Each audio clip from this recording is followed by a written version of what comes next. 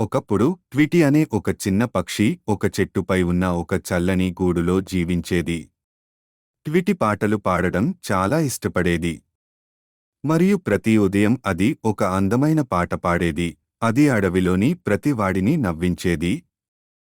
ఒకరోజు ఒక బలమైన గాలి చెట్ల మధ్య వీచింది మరియు ట్విటీ గూడు కదలసాగింది.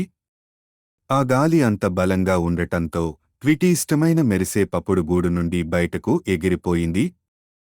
ట్విటీ విషాదంగా అనిపించింది, కాని అది దానిని వెతుకుతానని నిర్ణయించుకుంది.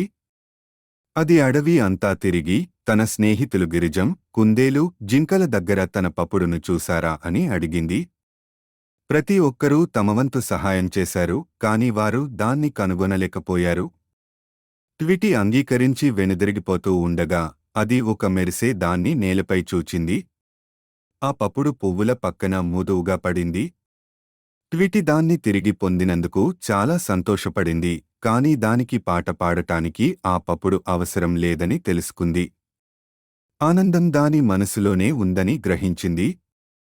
ట్విటీ ఒక చెట్టు కొమ్మపై కూర్చొని ఆనందంగా పాట పాడుతోంది. ఆ అడవి ప్రశాంతంగా ఉంది మరియు ట్విటీ హృదయంలో నుండి వెలుగుతున్నట్టు ఉంది. అది ఆనందాన్ని ప్రతిబింబిస్తోంది.